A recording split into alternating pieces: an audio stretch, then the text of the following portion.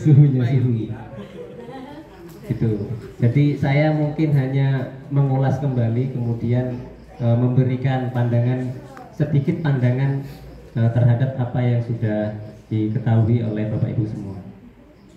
Jadi tema pada malam hari ini adalah tentang, tadi Pak Dharma ngasih clue untuk menyampaikan tentang digital marketing, Pak ya. Jadi yang pertama saya soroti adalah bagaimana Islam itu bisa kompatibel, ya, bisa sesuai dengan perkembangan zaman. Jadi kalau flashback ke belakang, saya dulu juga pernah nyantri ya di 39 di Riyadatul Ulum itu di Batanghari, dekat loh dari Pasar Templek itu. Jadi orang dulu itu ya banyak pesantren yang membatasi akses santriwan dan santriwatinya terhadap teknologi. Dan ternyata perkembangan teknologi itu nggak bisa dilawan. Ini kebetulan saya kemarin ngisi literasi digital ya, saya diundang oleh Kementerian Kominfo untuk memberikan materi ke santriwan santriwati di Bandar Lampung. Itu pesertanya kurang lebih 1.300 sama pengurus. Itu yang saya yang saya garis bawahi adalah ketika salah satu materi itu memberikan simbol kode-kode yang bersifat dewasa, itu banyak yang paham, padahal itu pesertanya SMP sama SMA itu santri loh pokoknya. Jadi teknologi itu seperti itu, mau kita hindari malah justru kok malah banyak yang taunya kayak gitu. Akhirnya mau nggak mau kita arahkan gitu kan.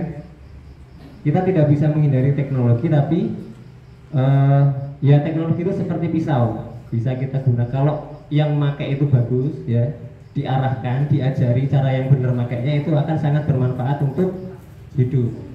Kalau yang pakai ini nggak benar, nggak pernah diajari, ya kayak gitu tadi, ya bisa dipakai untuk hal-hal yang kurang tepat gitu.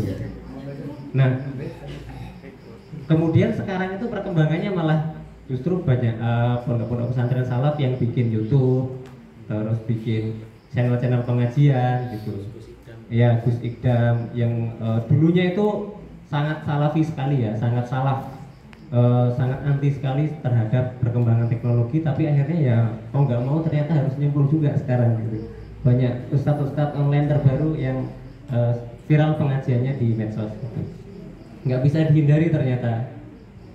Jadi ada pepatah mengatakan kalau kejahatan yang kebaikan yang tidak terstruktur akan dikalahkan oleh kejahatan yang terstruktur gitu. Jadi kalau kita ini merasa jadi orang baik ya, kita ini benci dengan keburukan, ya kita harus lebih disiplin dibanding dengan orang-orang yang begitu gitu. Jangan sampai kalah gitu. Orang judi slot aja itu iklannya itu masif ya Pak. Masa kita ngiklanin produk Payungi kalah sama orang iklan judi slot kan? Di medsos tuh apa sekarang itu, banyak sekali ya. Jangan sampai kalah kita ya. Nah itu kemudian bagaimana perkembangan teknologi itu menolong kampung-kampung yang tadinya sangat tertinggal, ya, yang potensinya itu tidak dikenal oleh masyarakat luar, kemudian warganya itu mulai sadar bahwa teknologi ini akan membawa, terutama media sosial ini akan membawa perubahan besar terhadap perkembangan desa atau perkembangan wilayah, terutama di Payungi. Ya, salah satu contohnya adalah di Payungi yang dulunya orang nggak kenal bisa jadi kenal, bahkan tamunya dari mana-mana ya. Nah saya tanya nih, kalau kaitannya dengan digital marketing itu adalah bicara tentang brand ya, tentang brand, tentang apa Pak bahasa ininya, jenama ya, nah jenama. Sekarang saya tanya, di sini ada nggak produk yang lebih terkenal dari Payungi? Produknya itu lebih terkenal dari Payungi, ada nggak? Ada nggak produknya itu yang lebih terkenal dari Payungi? Coba tuh orang misal kita ke Bandar Lampung ngomongin produknya itu, ada nggak yang lebih terkenal dari Payungi? Saya yakin Payungi yang lebih terkenal ya. Jadi sebenarnya Bapak Ibu di sini ini tertolong. Tertolong kenapa? Saya ibaratkan seperti orang yang mancing di kolam. Orang yang mancing di empang dengan orang yang mancing di sungai itu beda apa enggak? Lebih enak mancing di mana? Mancing di kolam kan? Nah, Bapak Ibu ini termasuk tertolong dengan adanya Payungi, brand Payungi. Jadi brand Payungi itu kalau Bapak Ibu iklan ya, misalkan bikin postingan gitu kan. Bapak Ibu nyebut Payungi itu sudah, oh ini di Payungi ya, oh Payungi yang itu ya. Coba bayangkan kalau Bapak Ibu promosinya atau digital marketingnya itu tidak ada asosiasinya dengan Payungi. Susah nggak? Susah kan ya. Jadi sebenarnya Bapak Ibu semua ini tertolong dengan yang namanya brand Payungi. Gitu. Jadi satu sudah tertolong digital marketingnya dengan Payungi. Jadi kalau iklan segala macam itu jangan lupa ngetek segala macam ya. Karena ketika diasosiasikan dengan sebuah brand yang lebih besar itu akan lebih mudah untuk dikenal orang gitu. Makanya kan banyak tuh ngetren sekarang artis-artis ya bikin produk. Karena dia teorinya bikin kolam dulu baru masukin ikan, tinggal mancing aja karena kolamnya udah ada. Sama kayak tadi Payung ini, brandnya sudah terkenal kemana-mana, mau pedagangnya dari manapun yang datang pasti orang akan belanja gitu. Itu pentingnya sebuah brand atau sebuah jenama. Jadi tujuan dari sebuah digital marketing itu apa? Yang pertama adalah untuk meningkatkan kesadaran tentang produk yang kita jual. Oleh karena itu kita yang pertama adalah harus paham audiens ya, audiens. Tujuan produk kita ini untuk siapa? Gitu. Jadi disesuaikan kontennya. Kalau untuk teknis segala macam mungkin teman-teman di sini sudah lebih ini ya Pak ya. Sudah. Nah itu konsistennya. Sudah banyak yang mungkin bisa mengajari bikin desain segala macam gitu. Tapi yang memang harus konsisten gitu. Konsisten itu justru yang paling utama. Ini saya kasih ini Pak ya, saya kasih apa ilustrasi lah.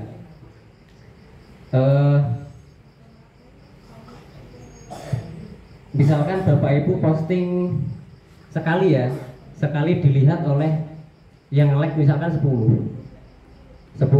orang ke posting sekali itu yang like 10 orang. Diibaratkan kalau dikalkulasi misalkan yang ngelihat itu 100 orang lah. 100 orang yang ngelihat itu hari ke-1. Hari kedua itu yang ngelihat cuman misalkan 80 orang tapi beda orang. Ya kan? Sudah beda orang loh. Berarti kalau ditambahkan berapa, Pak? Taruhlah yang nambah itu 30. Berarti kan 130 orang kan? Terus posting lagi hari ketiga. Ya walaupun enggak sementara sehari Pak ya. Posting lagi hari ketiga. Itu yang ngelihat mungkin malah turun lagi 50, tapi ada nambah orang yang tadi yang nggak tahu itu 10. Nah, inilah pentingnya konsisten dalam sebuah promosi. Jadi kita tidak melihat sebuah konten itu kok ini exposure-nya kok menurun ya, tapi sebenarnya ada penambahan audiens di situ. Nah, itulah pentingnya kita konsisten untuk membuat konten digital di apa yang kalau nggak bisa minimalnya ya posting di Facebook itu udah minimal banget gitu. Kalau masalah caption segala macam tuh ya disesuaikan dengan produknya, apalagi sekarang ada ChatGPT. Nah itu udah tinggal kita tinggal kita masukin perintah buatkan caption postingan bla bla bla bla, nanti dia udah buat sendiri, ada tagarnya gitu. Oke. Gimana nih Pak, apa ada sesi tanya jawab biasanya? Boleh ya? Boleh. Saya tambahin. Oke Pak, monggo Pak. Mungkin lebih buat ada yang lupa sama Mas Tommy ya? Isi eling kok ya? Nah, jadi saya ini tembak langsung. Jadi tahu-tahu sopo gue mobil es kudu ganteng meneh waduh. Wah, Tommy ya. Jadi sekarang ini Mas Tommy itu kan aktif ya dulu ya, sejak dulu itu orang yang paling senang di layar monitor. Jadi mungkin kesehariannya tuh di layar monitor itu bisa berapa jam? Bisa 12 jam. Gua nek pamane akhir bulan cok pamer rekening mlebu ngono. Jadi kan saya ada grup sama anak-anak lama itu kan masih punya mau pamer 6 juta. Kurang ajar saya ya. Terus kemudian pamer lagi sama Randi ya kan. Afgan kan gitu. Jadi pamer-pamer omset inilah apa yang disebut dengan digital marketing tadi. Tapi kalau Mas Tommy ini kan mengelola website, termasuk websitenya Payungi itu sampai hari ini dikelola Mas Tommy. Meskipun tubuhnya tidak di sini, tapi pikirannya, hatinya masih di Payungi. Nah ini Bapak Ibu kan baru tahu kan. Dan ya begitulah berpahala tuh orang kuar-kuar. Pokoknya ngerti-ngerti Payungi ORG iki ya wis dibayar, ya diurusi. Nah aku anggaran yang artikel, saya kan rajin nulis artikel ya. Terus paham nanti diupload di website itu. Nah pertanyaannya adalah konsisten itu seperti apa? Ada 4 hal sebenarnya yang sebenarnya kita bangun ya. Pertama adalah branding secara pribadi, namanya personal branding. Abil, bapak kau, bakpao itu branding bahwa dia adalah pedagang bakpao. Yang kedua adalah tentang produk branding, bahwa churros itu produknya Abil. Kemudian yang ketiga adalah community branding, komunitas. Jadi Payungi ini sebagai komunitas kita. Jadi ini membranding, mempromosikan merek namanya Payungi. Yang terakhir itu adalah city branding atau regional branding. City branding itu begini. Oh, kalau saya ke Jogja, di sana ada gudeg, di sana ada dagadu. Kalau saya ke Bali, di sana ada joger, kaos. Oh, kalau kita ke Bandung itu Paris Van Java. Di sana surganya fashion. Metro apa? Ceria orang. Enggak dikenal orang. Metro itu Payungi. Metro itu hari ini Payungi. Jadi, nggak ngerti ceria itu dipangan orang. Tapi kalau orang datang ke Payungi, mangan kuliner. Tolong nanti dapur di YouTube ya. Karena apa? Kita berangkat berdasarkan basis keilmuan Bapak Ibu semuanya. Kita nggak ngawur-ngawur kok. 5 tahun merencanakan Payungi orang asal berimajinasi enggak. Jadi gini, kata Einstein, imajinasi itu melampaui pengetahuan.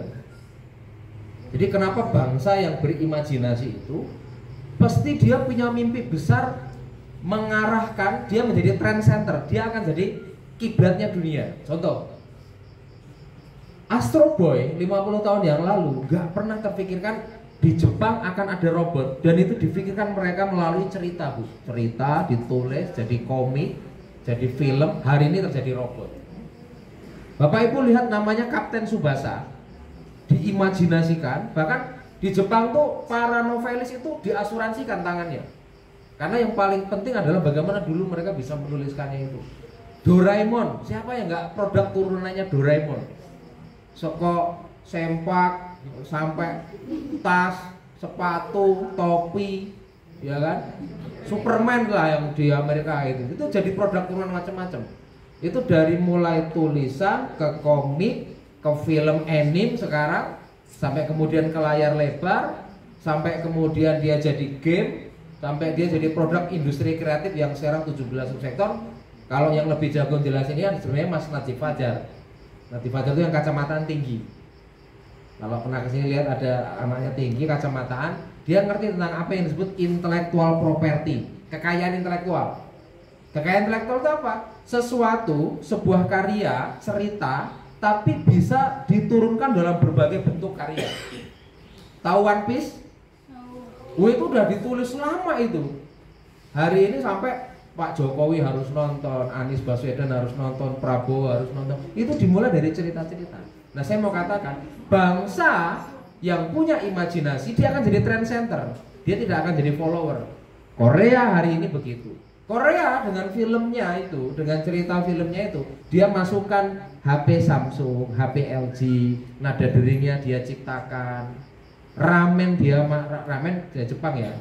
Ramen Korea apa Jepang?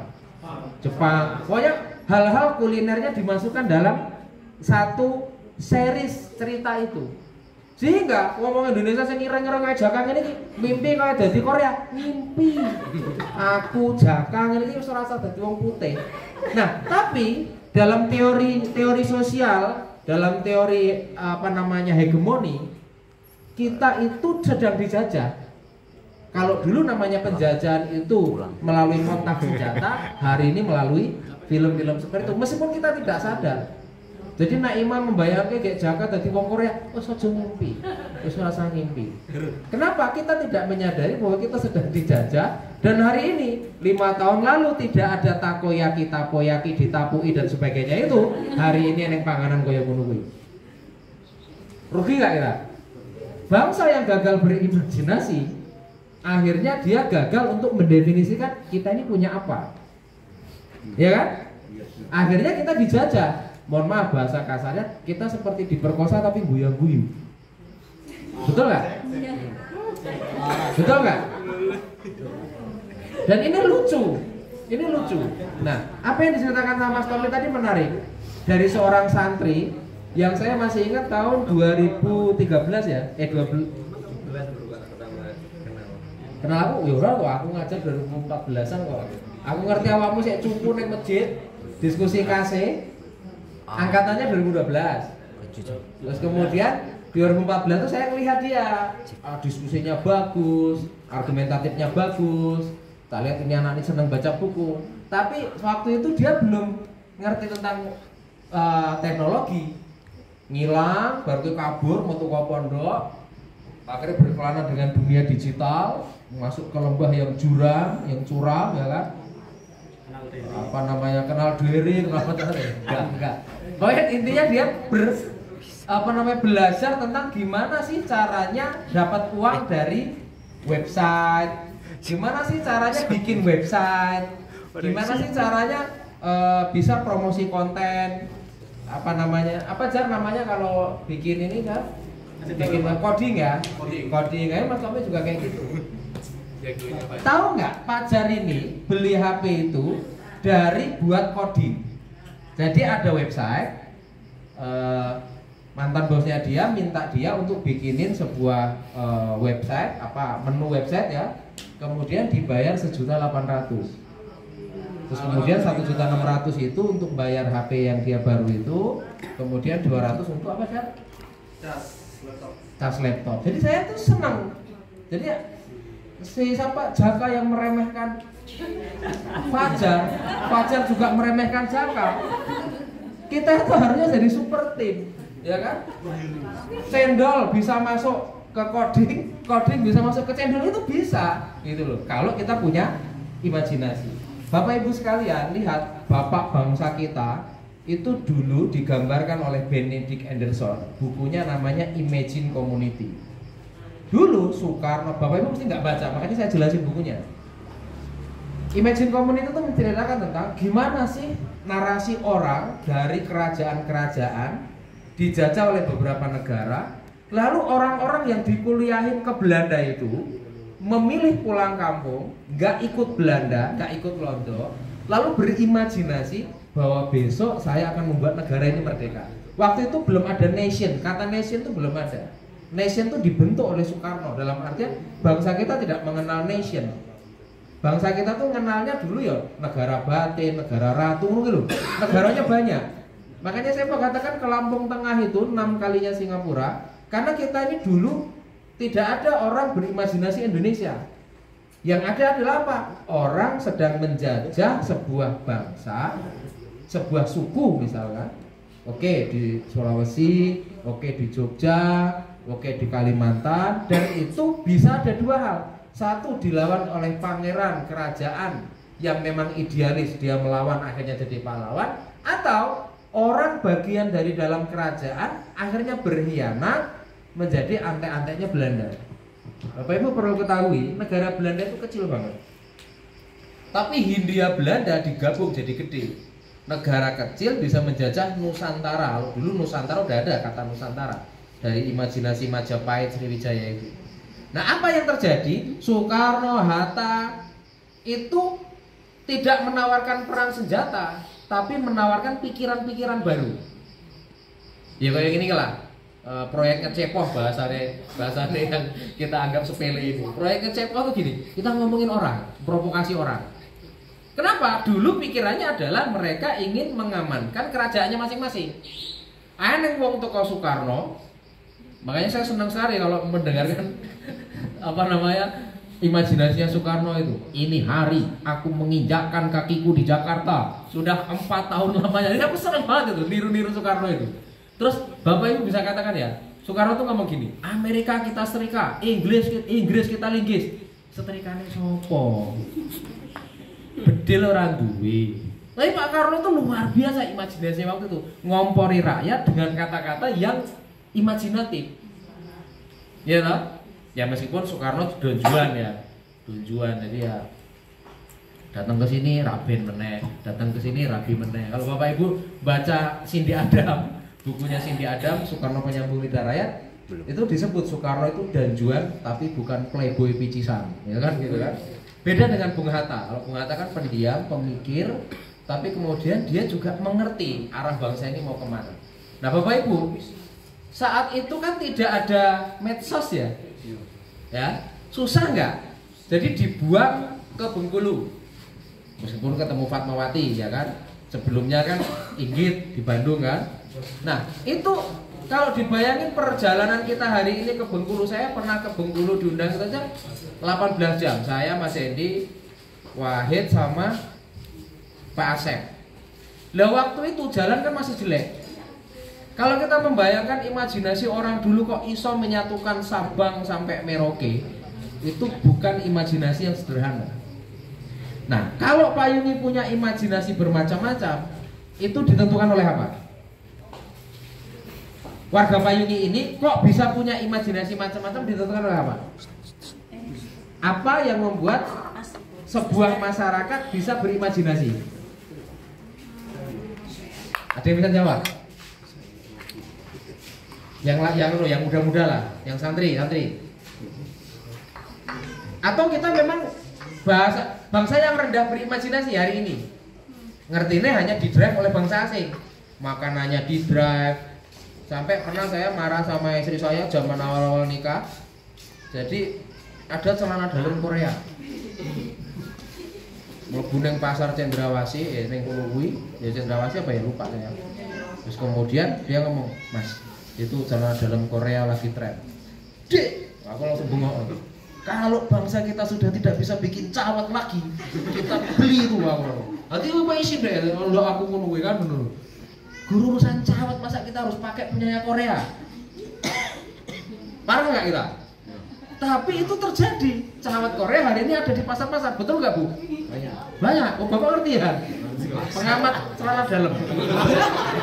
Jual dia Pak. Jual. Oh jual Mas? Oh siap Mas. Selamat ya Mas. Kok ya teko sampai ngedol celana dalam Korea? Apakah bangsa kita sudah tidak bisa bikin celana dalam? Gak ono sing produksi ini Pak. Nyambung nggak Bapak Ibu? Nyambung. Hal yang mendasar saja kita tidak bisa ciptakan kan gitu. Bagaimana kita berimajinasi bikin seperti yang kita pegang hari ini. Ini kan isinya sudah diatur mereka. Siapa yang membayangkan bahwa kebangkitan Asia itu terjadi hari ini? Cina, Korea, terus kemudian ya Cina, Korea, Jepang hari ini sedang menjadi pemimpinnya Asia. Siapa yang menyangka Amerika hutang sama Cina itu 12.000 triliun berapa? Siapa yang menyangka bahwa Amerika hari ini hutang sama Cina? Siapa yang menyangka TikTok pengguna dari Amerika sendiri jumlahnya berapa? 150 juta. Amerika hari ini ketakutan. Kenapa? TikTok dibuat oleh Cina. Nek wong Indonesia kan katanya joget pargo loh. Amerika sudah membatasi, dia ingin stop warga Amerika menggunakan TikTok. Kenapa? TikTok sekarang sedang bakar duit. Tapi dia sedang ingin menangkap algoritma. Orang sedang berbondong-bondong untuk dapat TikTok affiliate dan sebagainya. Sehingga mereka sedang ingin berbisnis. Nah nanti setelah mereka kecanduan sama TikTok, produk-produk dari Asia tadi terutama Cina akan membanjiri Eropa. Jadi kita bisa tebak, payungi di wajahnya imperium besar ini kira-kira apa nih? Oh, pernah gue ngomong kayak metro ceria, orang tekan orang, ini nggak Mas Tommy. Makanya harus dibangun adalah, yuk payungi ini ada apa lagi yang belum kita gali. Yuk di generasi muda, saya tentu tidak bisa berharap sama Mak Mbah Harjo, tapi Mbah Harjo sudah bisa kris, itu aja udah digumunin wong pedagang, wong pengunjung. Kok iso ya Mbah kayak iso nganggo kris? Sekarang ada kris Mas Tommy kita. Kris, alhamdulillah Mas Tommy, jadi belajar. Tapi saya berharap lagi, kelak gini Mas Tommy, ilmu yang mungkin sekarang Mas Tommy udah nggak di sini ya, tapi namanya sharing ilmu kan bisa ya. Sharing ilmu penting ya. Kemudian sekarang Mas Sayar juga lagi ngembangin digital marketing Mas Tommy. Udah ceritain belum?